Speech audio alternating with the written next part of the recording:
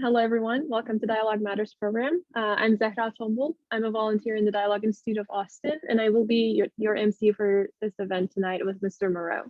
And before we get started, I just wanted to, again, welcome you all and also just give a little bit more about what Dialogue Institute is. So Dialogue Institute of Austin's mission is to promote mutual understanding, respect, and cooperation among people of diverse faiths and cultures by creating opportunities for direct communication and meaningful shared experiences. The Dialogue Institute of Austin envisions a society where every person views and treats each other with dignity, a society where people can come up around the shared values to promote the common good of their communities, as well as the world as a whole. And more specifically, our goal with the Dialogue Matters program is to feature inspiring speakers and experts on topics ranging from rituals and particular faiths to social issues that we're facing in our communities.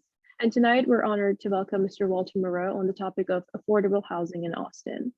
Walter Moreau is the executive director of Foundation Communities, which works in Texas to create affordable housing where families succeed. His vision has been to create deeply affordable housing that is beautiful, well-managed, and uplifting. And Austin communities within this program include Trails at the Park, M Station, Capitol Studios, Homestead, Bonnet Studios, and more.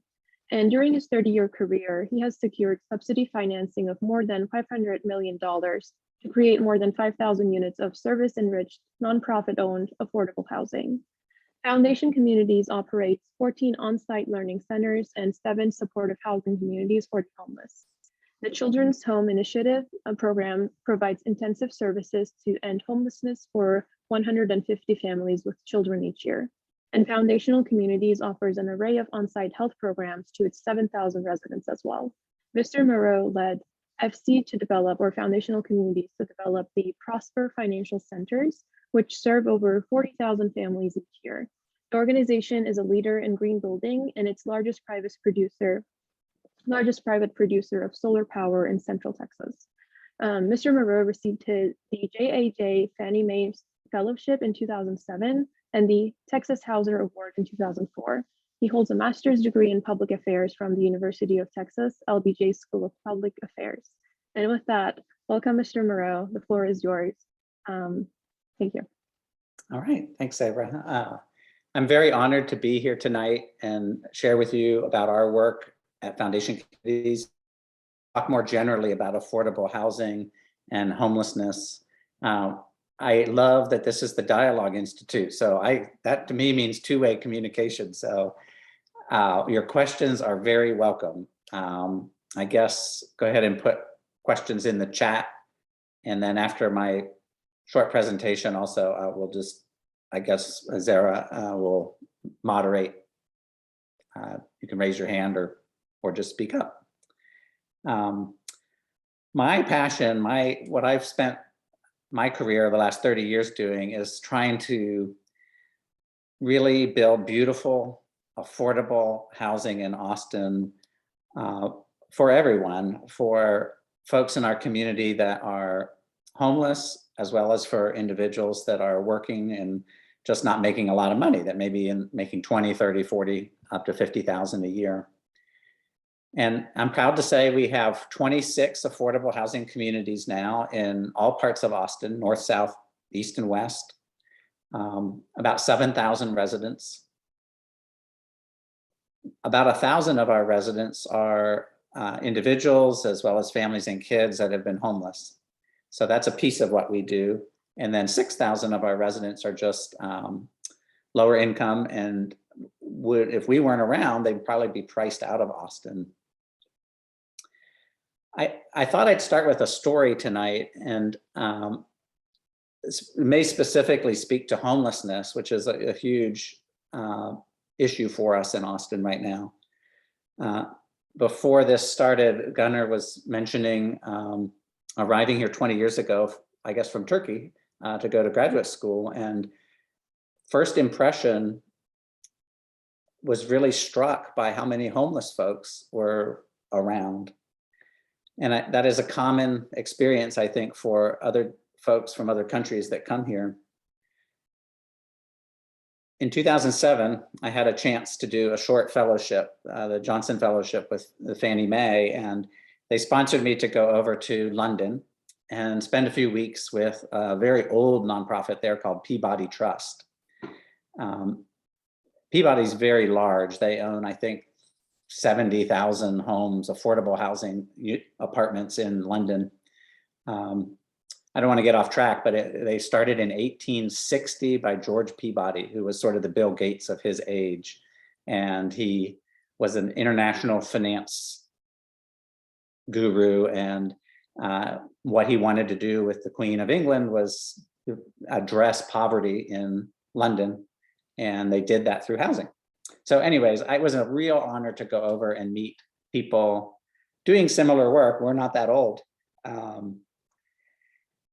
And I remember at lunch meeting some colleagues, and immediately we started to compare house prices. You know, they wanted to know how cheap it was to buy a house in Austin. Of course, at that time, it was still cheap, 250,000. And in London, it was 600,000 or 700,000. London really is the most expensive, you know, it's a capitalist housing system, but it is the most expensive housing system, most expensive real estate in the world. So then we talked about renters, and rent is pretty expensive there. But what they really wanted to know was how many homeless people, their term is rough sleepers. How many rough sleepers do you have in Austin? And I said, well, you know, we just did our count. We do a homeless count. It's happening in a few weeks. We do it every year. And this was in 2007. Our count was just over 2,000 people. And their eyes got big, and they said, did we hear you right? 2,000 people. How big is Austin? Million something. And they were really in shock. So I asked them, you know, how many rough sleepers do you have in London? And they got concerned, and they said they had just done their count. They do an annual count. And it had gone up by 12 people. And it was now 417 people in a city of 12 million, in the most expensive real estate market in the world. So I spent my weeks there really trying to understand, how did they do it? You know, what went into addressing the issue, not completely solving it, but making a bigger difference than we have. A few takeaways. One was that they mostly solved it through supportive housing, which is what we do. We build really beautiful housing, provide the kinds of health services, financial services, education programs right on site. And that really helps get somebody off the street. Another takeaway for me was that in their system, and obviously there's many differences in universal health care, much lower incarceration rate, but there's also a political expectation that the government needs to solve this problem. The community, I almost think it's sort of part of the British sensibility. It's just offensive to it's not prim and proper to have people on the street. And they expect that problem to be solved. We haven't reached that point yet in Austin. I guess the last thing I'll say that I took away from that experience was that if they can do it, we can do it too. It may take political will, and it's going to take building a lot more housing, more of the kind of work we do every day. I don't know if in the rest of my career we'll get our numbers down to 417, but I think we can bring them down from 2,000. Last year, the count in Austin was 2,400 and something. I take a little bit of pride that number is not a whole lot bigger. You know, Austin, despite our boom and the growth in population from 2007 to now, you'd expect that homeless number to actually be a whole lot higher. But the 1,000 people that we now serve, the several hundred folks that the Mobile Loaves and Fishes serves, and a handful of other groups. Collectively, we're making a difference, and it's keeping that number at least at a very moderate level. So I took away from the experience some hope that this is a challenge that we've got that we can make a difference at.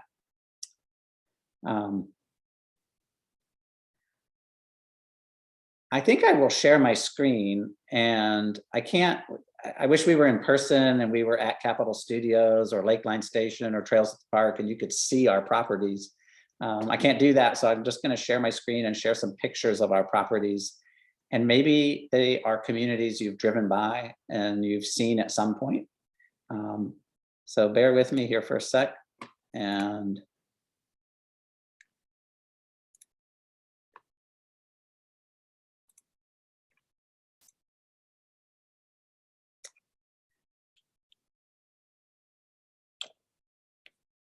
I'm going to just go through some pictures and just to give you an idea of what affordable housing looks like.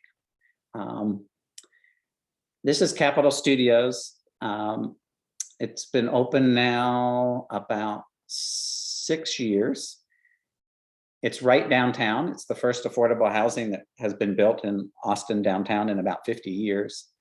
If you know where the La Quinta is on 11th Street, right by the Capitol, we're right across the street. There's a little information on the slides. Every community we build, generally about 10 or 20% of our budget comes from voter approved housing bonds. That's something that Austin can be really proud of. Building affordable housing is really capital intensive. And if you're going to keep the rents low, you can't really borrow a lot of money. And so we're really grateful to the voters for the bond funding that's been approved. There's 135 residents that live at Capitol Studios. I think we have 26 folks that were chronically homeless on the street for a long time, 15 veterans, many other folks that are have disabilities, are working or not working, and seniors. Let me go to the next slide. This is our Homestead Oaks apartments, and it's in Southwest Austin near Slaughter and Brody. Just to the left of the picture, there's the Randalls on Slaughter. I'm not supposed to say that I have a favorite property because I love them all. But Homestead's a really special place. You can tell from this picture, it sits on 29 acres of land, which is pretty amazing in Austin. Because it's Southwest Austin and it's over the aquifer, there's very limited building. You can't have much impervious cover, which means rooftop and parking lot. So out of 29 acres, we could only build in the building in 4 acres that you see here. And we love it because we were able to save over 500 oak trees on site. It creates a really beautiful natural area for kids to grow up in. You can see in the lower right-hand corner is a picture of the inside of one of our learning centers. We have now 15 learning centers. Number 15 just opened. Our model is not just housing, but also health programs and education programs and financial programs right outside your doorstep. We found that if we can put our after-school program right on site, then it's really easy for kids to attend, especially in the summertime. And our focus is very much on the academics. Our enrollment's down right now because of everything and COVID. But we generally, our 1,000 kids in our learning centers have a 3.43 GPA, which we're very proud of. That educational support is really important. One last thing about this picture, you can see the solar panels on the rooftop. We've never sold a property. We want to build as green as we can. We have a big carbon footprint. And affordability is not just your rent, it's also your utility bills.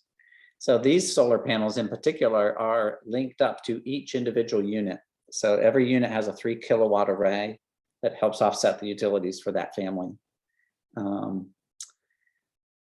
in the introduction, it was mentioned, we collectively, we have about 1.3 megawatts.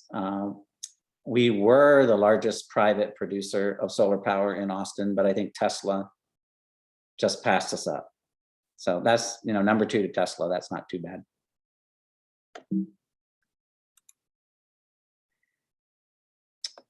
This is a picture of our Bonnet Studios community on South Lamar.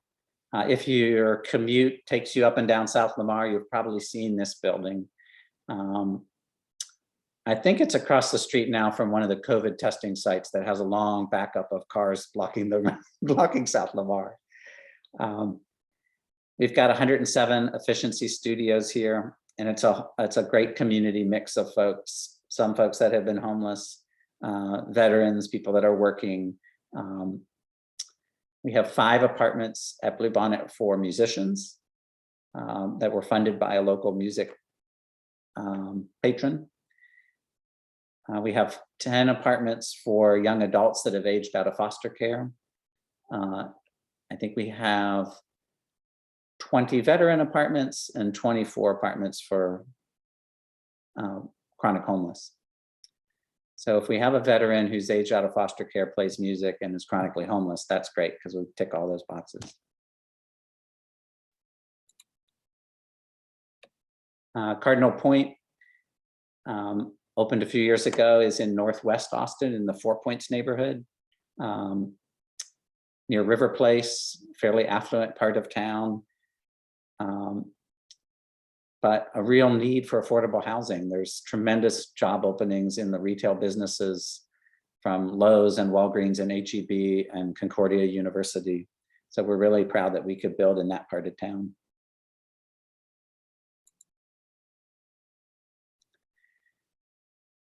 And then right before the pandemic, we opened the Jordan at Mueller.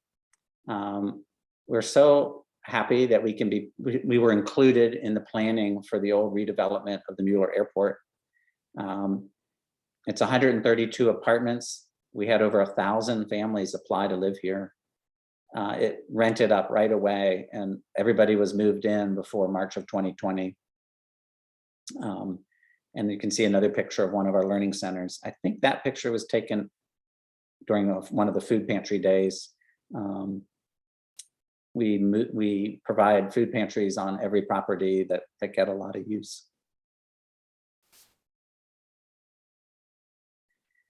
And Waterloo Terrace just opened a year ago. This is near Mopac and Parmer, not far from the Domain. 132 apartments for single adults. We had over 1,300 people apply, so really 10 applicants for every apartment. Hopefully we'll get through COVID and do a lot more tours. We're still doing tours at Waterloo, and if you're interested at a later this year, keep us in mind. You come by when we have an open house and meet residents and see what we're doing.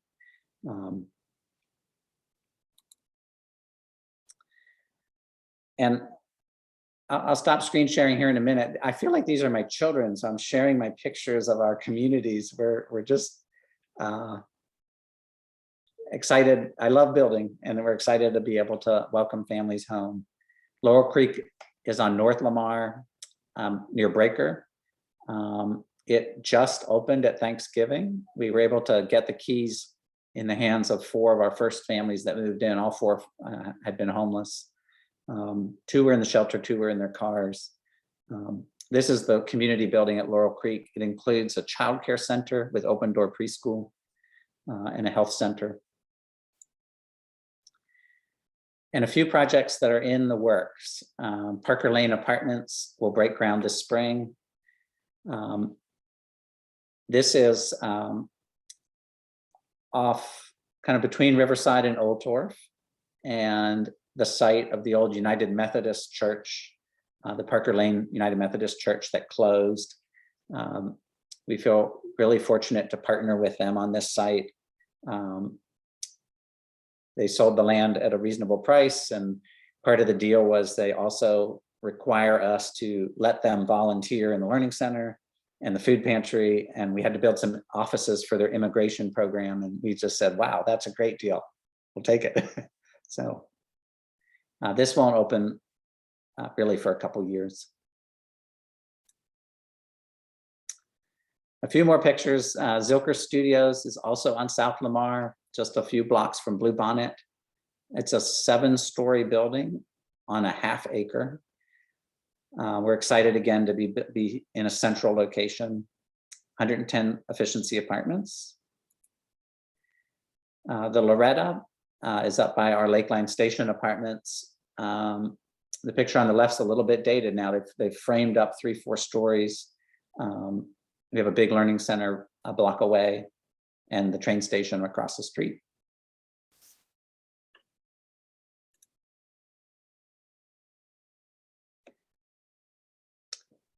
I thought I would share, I love building new buildings and love our mission and our work. This work in Austin, one big challenge is raising the money. It's capital intensive. Sometimes finding land is a challenge. But I thought I'd use the rest of my presentation time to just share that the biggest challenge we face is what we call nimby. If you're not familiar with that term, it's not in my backyard. And I titled this talk, Yes in My Backyard, because what I've tried to do in my career is change that perception people have. When people hear those words, affordable housing, I think the picture that comes in their mind is the projects. They think of old HUD buildings from the 1960s or the 70s that are ugly, they're not particularly safe, they're not well managed, or they hear affordable housing and they think homeless, and so they think shelter, and they get that impression. The first project that I built in Austin was Trails at the Park on Slaughter Lane. And that was 20 years ago. Slaughter Lane at the time was still the edge of town, and it was still a little rural, and there were still horse farms, and we owned the duplexes at Buckingham right across the street. That was one of our very first communities. Great community. But the word got out that we were building Trails at the Park. And I remember parking at Buckingham, and I got a flyer in my windshield. I should have brought it tonight to just show you, but it has 2 pictures of two buzzards on it. And it said, the low-income housing buzzards are circling our neighborhood. Let's pluck their feathers. Come to the Manchac Fire Hall, such and such a date.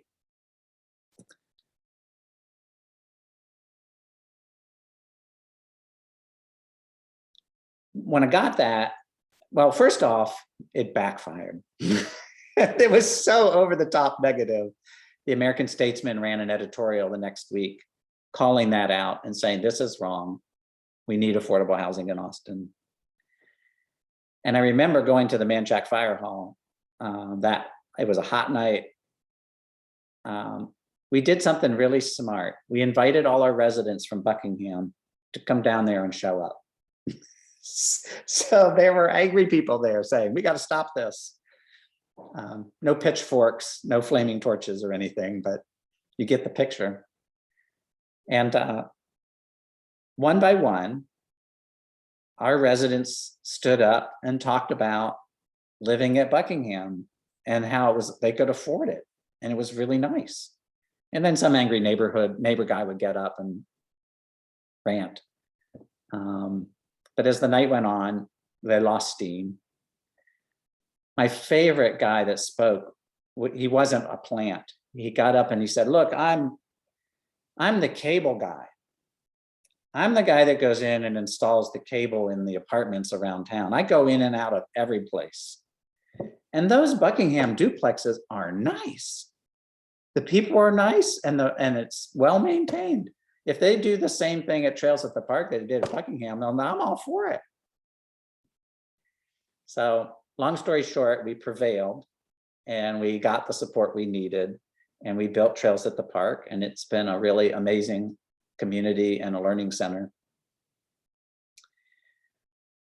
I'd say there's three things that happen, three things I have to overcome in a NIMBY fight. Number one, I have to change people's minds that this is ugly. And so I show pictures, I take people on tours, and that converts, that helps a lot. Secondly, people think the affordable housing, that I don't want that in my neighborhood because that's not going to be safe.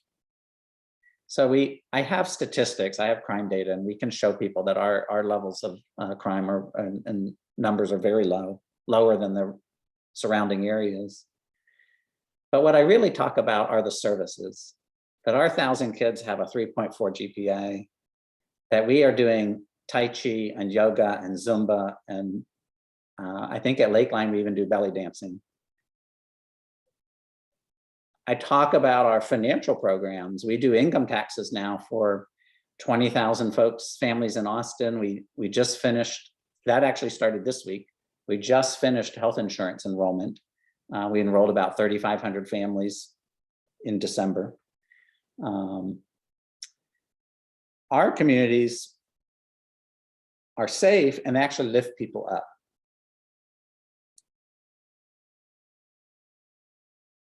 The third thing that I found in these NIMBY conversations is people don't want affordable housing if they're really honest about it,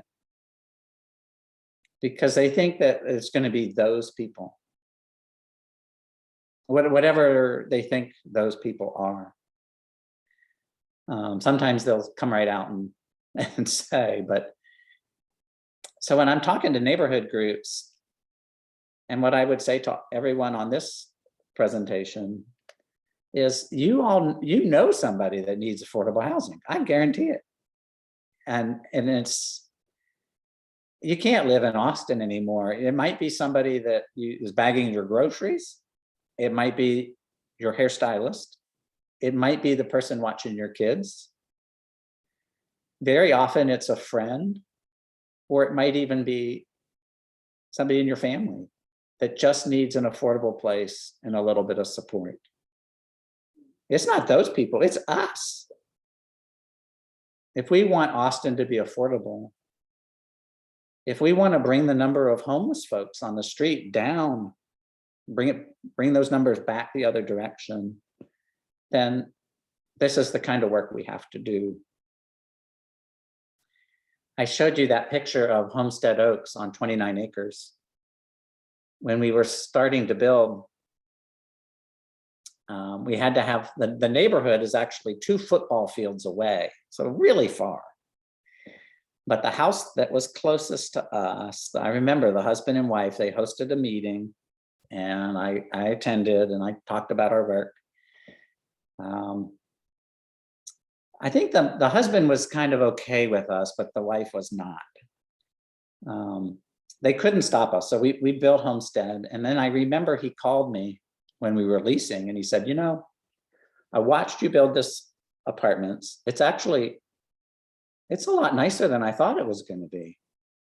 I said, thank you. And he said, you know, my cousin needs a place to stay. Do you think he could rent an apartment from y'all? And I said, sure, that sounds great.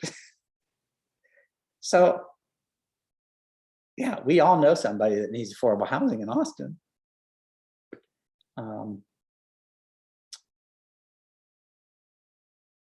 I hope that I've sparked some interest in you in this work, and maybe one of the pictures and properties that I showed, you're familiar with that property, you've driven by, if you've seen it. Someday, I might be in your neighborhood or in your neighborhood association. And I hope you can testify and share that, yeah, you know, Foundation Communities, they've been part of Austin 35 years. They're local, they do great work. And this is the kind of thing we need. So I'm gonna stop there. And I think there are some questions popping up in the chat, but this is a dialogue. So I'm really happy to hear your thoughts and answer any questions. Thank you for the great presentation. I do have a few questions that are in the chat, so I'll go ahead and read them. And then we can open the floor for, more people to voice their opinions and ask their questions. So one of the questions I got was, which one of the locations gets more interest by the elderly and which one by the low-income residents? Is there any specifics with that in terms of like the locations that may be more interesting to some and all that? Yeah. We have not built any senior communities. We've really focused on sort of two populations, our family apartments, and we tend to build a lot of 2-bedroom and 3-bedroom apartments. So Laurel Creek, Homestead, Trails at the Park, M Station, the Jordan at Mueller, they have a lot of 2-bedroom and 3-bedroom. About 10% of our residents are seniors. I like to think that the seniors that move in with our communities want to be around families of all ages and don't want the senior community. So I think our Cherry Creek duplexes are probably 30% seniors, and we follow fair housing. So when we do leasing, we can't discriminate on the basis of age or family status. So when we build a new community, we don't always know exactly what the demographics might look like. So we do family communities, and then our studio apartments really are small studio efficiency apartments. So they're designed for single adults, and there aren't kids. Sounds good. So the next question is, does your program inquire on the application whether the prospective tenant is a person or family that has been trying to find affordable housing because they cannot afford to live where they are living at present? It would be nice if they were included in the limited groups like the musicians, aged out, veterans, etc. So it kind of ties into what you were kind of mentioning earlier. But is there any, specifics to families versus more of the individuals, I guess, depending on the location, but maybe more? We do ask when people apply, we do get a little information on rental history. So that gives us some idea kind of what the circumstance is. But it's housing for all, and we lease to the general public. The only exception is like when I described, some of our properties have funding that sets aside units for musicians or veterans or other populations. Musicians is sort of an interesting case. There's a group called Art Space in Minneapolis that just built artist housing. And then they ran into trouble with the IRS and the Housing and Urban Development because they're supposed to lease to the general public. And I forget which senator it was that they were able to push through a little carve out exception to the housing rules. So a housing provider can build artist housing for creatives. A dream of mine is someday is that we build a project in Austin that's maybe 50% musicians and has rehearsal space and performance space. I haven't done that project yet, but I love live music. It's part of our culture. It's part of what makes Austin special. So I hope maybe we can do that someday. Yeah, what a wonderful idea. Hopefully it comes to fruition. The next question is, what does it cost to live in one of your communities?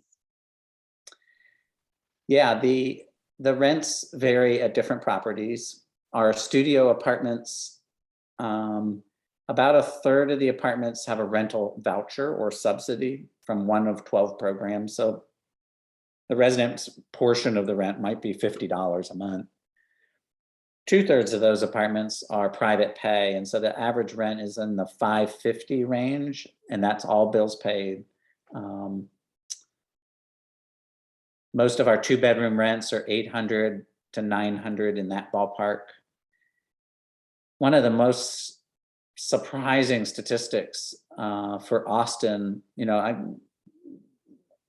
house prices, of course, have gone crazy, but rents have gone crazy.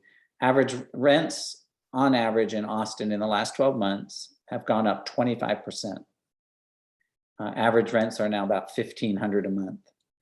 So our rents are not quite, are more or less about half of what the market is.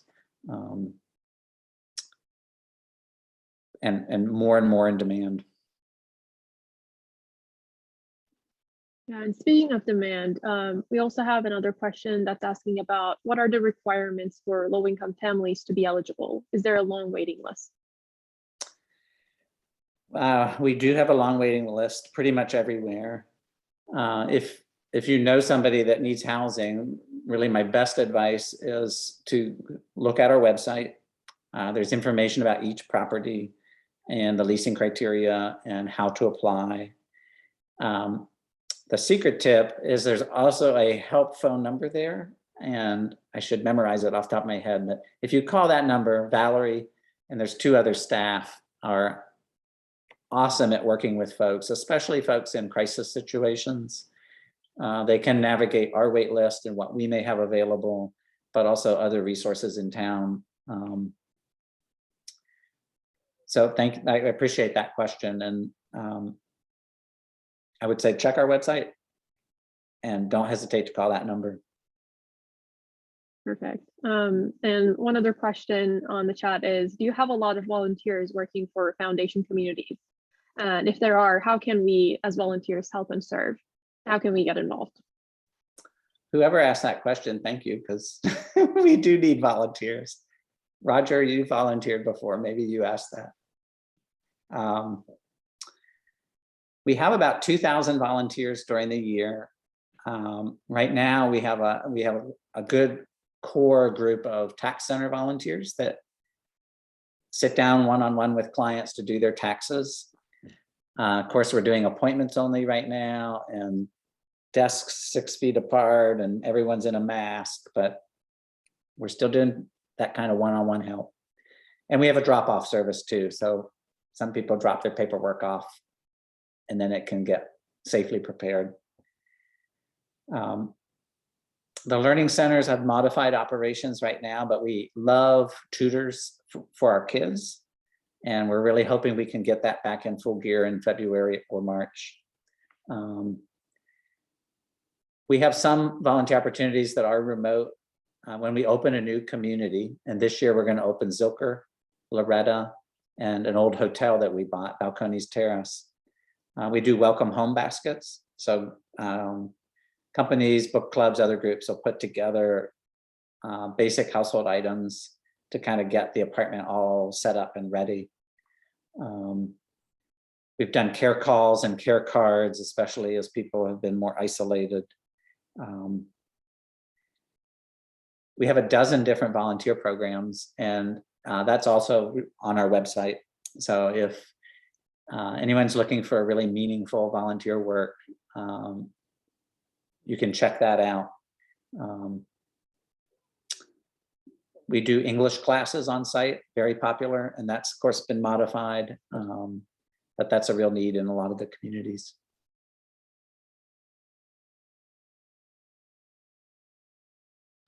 Perfect. And I just shared the website. I hope I got the right link. Yep. I think you can kind of navigate to more specifics within the page. So please go check that out. I have one question that I want to ask as a college student here at UT. Affordable housing sounds great, but it seems like it's kind of a myth for a lot of students that are living, especially near downtown area. I was wondering if there were any initiatives for students, maybe even grad students who I know tend to have, hard time finding affordable housing options. I was wondering if there was any initiatives that you have taken or are planning to take maybe in the future. Yeah, students, most of the federal housing programs we work with, the federal housing tax credit program, they actually do not allow students. There's exceptions. So if you're married and have kids and you're going to school part-time, things like that, then it's okay. The college co-op, college house groups around the University of Texas are probably that have the most affordable housing and have done the most. The University of Texas has just held a big conference a couple months ago looking at what they could do better, providing student housing, providing land, because students end up competing in our tight market, which squeezes other folks out. I'll go off track here a little bit and just make a little political statement. You know, the Teslas, the Apples, the Googles, the tech companies that are coming to Austin and booming our economy and bringing tens of thousands of employees that make $100,000 a year or more, they're competing in our market. So I'm more and more going out on the soapbox and saying, you know, the tech community needs to address affordable housing in Austin before we become the Bay Area. They're making big investments where they're headquartered now to try to catch up. Don't spoil Austin. Okay, end of my political statement. You asked me about students. I'll say one more thing. Foundation communities started 35 years ago by students. Our founding director is a really wonderful, charismatic woman, Francie Ferguson. She was president of one of the student co-ops, and she and a few other co-op board members in 1985, they had this, I think, really visionary idea, like not just co-ops for students, what about co-ops for families? And Austin ought to have a supply of affordable housing that's permanently affordable. You know, we have hospital systems, we need affordable housing systems. It was visionary in 1985 because at that time, Austin was still cheap. You know, that's when the movie Slacker came out, and you could rent really cheaply here. And we were weird and we were cheap. And we're not cheap anymore. I'll let you decide if we're weird, you know. I think we still are, but we're losing it. So we owe a lot to those student roots in the co-op housing movement. But strangely enough, we're prohibited from a focus on students right now. Yeah, thank you so much. And we have another question that's asking, does FC have any properties of more than 200 units? We don't in Austin. Trails at the Park. No, I take that back. Sierra Vista on St. Elmo and Congress is 236 units. We didn't build it. We bought it and renovated. We own St. Elmo. We own both sides of St. Elmo Street, Sierra Ridge and Sierra Vista, about 400 apartments. The majority of our kids, the majority of St. Elmo Elementary School is our kids. And it's one of the highest performing elementary schools in Austin. We think that has a lot to do with our learning centers and the partnership that we have with them. There is an economy of scale to build larger communities. We'd like to build 200 units or more, but it's harder and harder to find land as Austin builds out.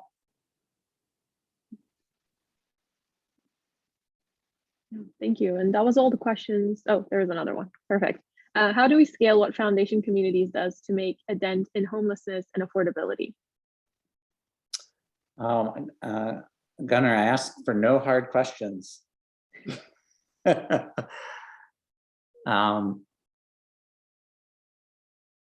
of the answer to, you know, this is capital intensive work. So part of the answer to scale is we've got to invest the public and the private resources to do more. I don't want to get into a lot of policy wonky stuff, but if you go back 50 years when Carter was president, the federal budget for affordable housing was about 80 billion a year. Today, the HUD budget for affordable housing is 40 billion a year. And if you adjusted for constant dollars, it's probably, compared to 80 billion, it's probably like 15 billion. We've spent the last 50 years not investing federal resources in affordable housing. So to try to get that scale back to do what we do. You know, I look at Peabody Trust in London, and the social housing groups in England. I went over there at the time and we had 2,000 units. I thought we were a big deal. I was talking to social housing groups that have 20, 50, 70, or 100,000 units. There's an acknowledgement that the market isn't going to serve folks below a certain level, and we need to invest in that. And they do it at a scale that makes a difference. So that's a hard question, and that's the best answer I got. Thank you so much. I don't really see any other questions in the chat unless I'm missing any. But if you would like to unmute yourself and ask your question, that is more than welcome too. So I'll leave the floor for questions. This is Richard Glasgow. I do have one question that I guess you didn't get to. Okay. Can you guys hear me? Yes. Oh, okay, good. Good seeing you again, Walter. I saw you about 25 years ago, man. I know you remember me. So. All right. Yeah. Good to hear your voice. I'm just teasing. But anyway, at what point did foundation communities get support?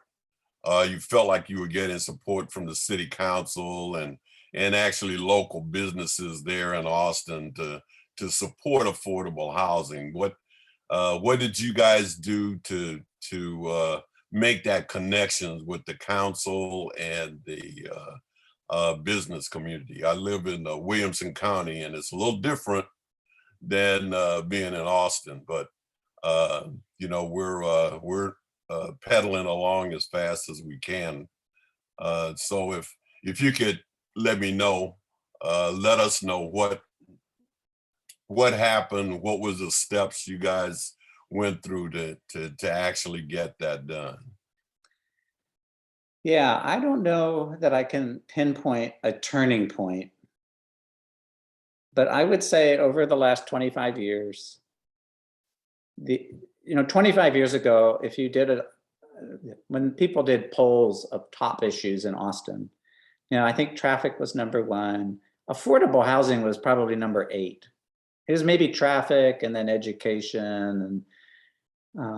But over the last 25 years, affordable housing has moved up the list as it's gotten more and more awareness of how expensive it is here. And as Austin's gotten more and more popular. So now, it's traffic and affordability. Those are, depending on the day you ask, kind of #1, #2.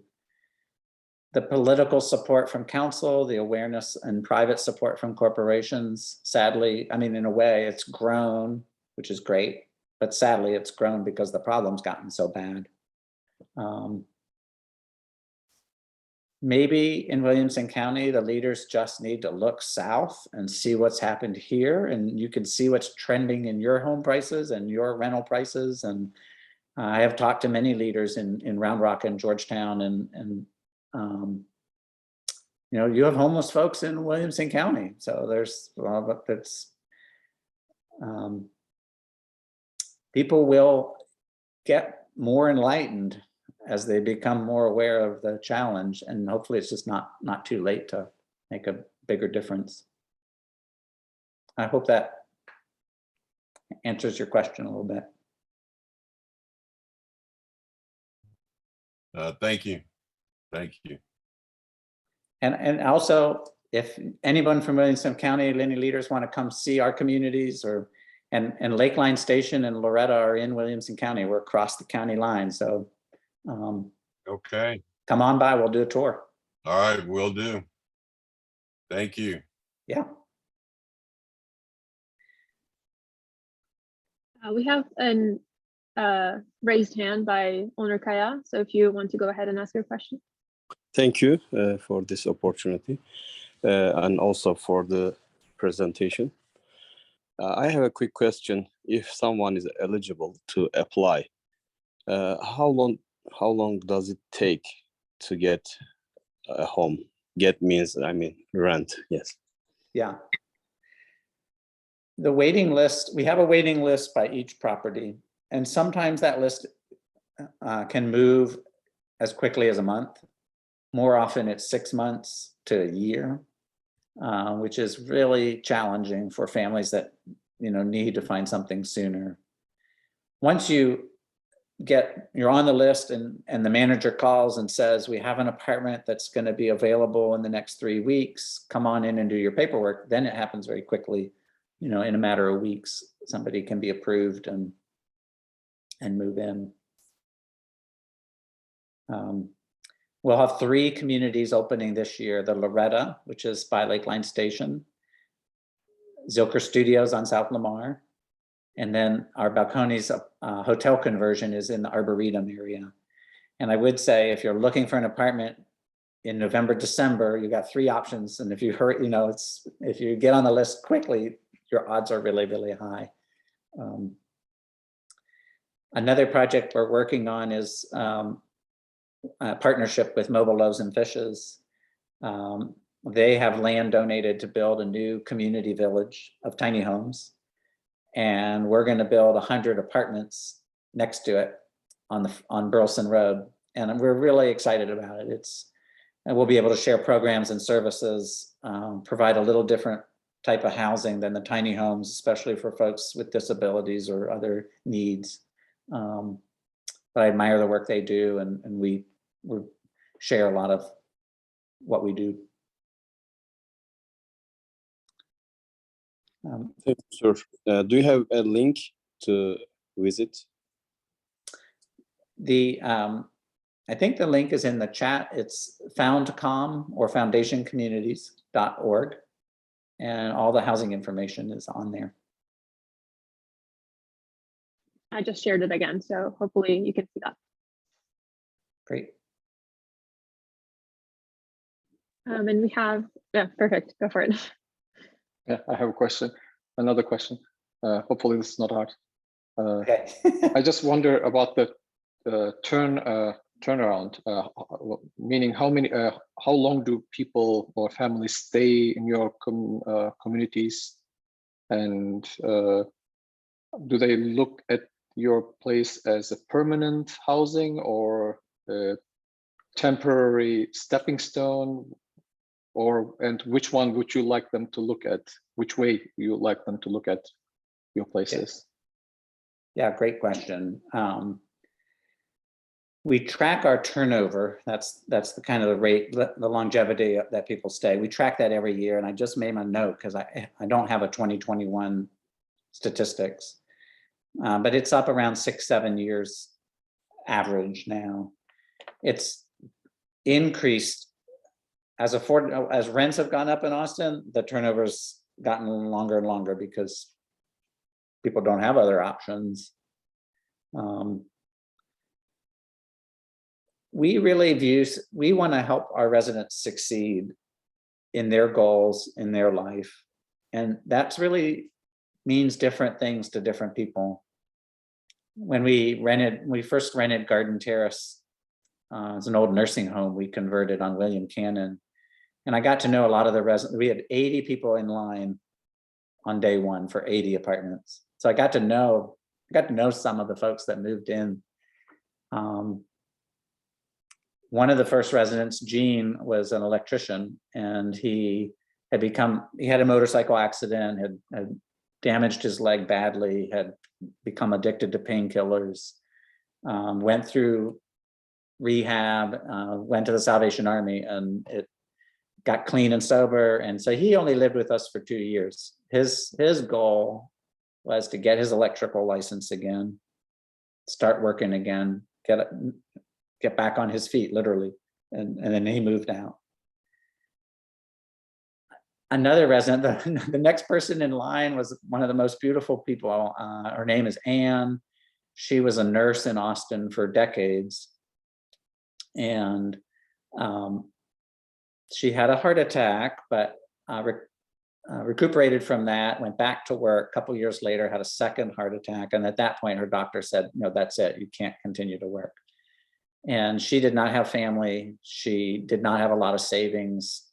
Nursing was her career, but she was a very caring person. But getting an apartment at Garden Terrace kept her from being homeless, and she could afford it on her Social Security, her disability check, which was decent. It was, I think, $1,300 a month, but even that's not enough to rent an apartment and pay utilities. Anne lived with us for 18 years, and she just passed away last year, and I'm lucky to have known her. And so we were a permanent home. We were her community and her home long run, and that was success for her. That was her goal.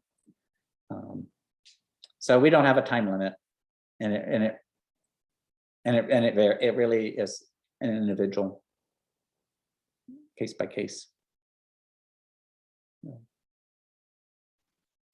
We have another question in the chat. How can residents be added to email to know about properties available or projects being available that are becoming available? Is there an email list that they can be a part of? Yeah, on our website, in the housing section, there is a tab about new communities that are coming. And I made a note. I don't know if the new ones are all in there quite yet, but there will be a link where you can register and put in your information, and then you're on the notification list. We probably just shut down the one for Laurel Creek because it's leased. And I don't know if we've opened up Zilker, Loretta, or Balcones yet, but I'm gonna have to look for that.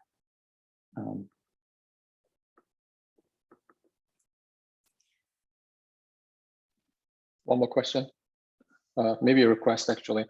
Can you say a few words? You mentioned the bonds you use to build these homes. Can you just give a little more information about people who might not be familiar with how the system works, and how important it is for them to vote yes for those bonds when election time comes and they go to the ballots? Yeah. The city of Austin issues bonds for big capital projects all the time: parks, wastewater systems, fire stations. The first housing bonds to build affordable housing were passed by voters in 2006. I think it was 60 million, and those were invested everything from home repair to single family houses to apartments. Some of the bonds went into all of our projects. That money got spent. Bonds were approved again in 2013 and again in 2018. The 2018 bonds were approved by a 70% margin in Austin, which is pretty amazing. That gives you a sense of awareness that I think Austinites have of this issue. That was 250 million, and that money will be spent by the end of this year, 2022. The mayor and council have started a conversation around possibly putting bonds on the ballot again in November. This November. It's early, so that conversation will continue through the summer. So I don't know if there'll be a big bond election for housing or not this year, but thank you for pointing that out. We can't do what we do without that piece of public support. So I'd like to just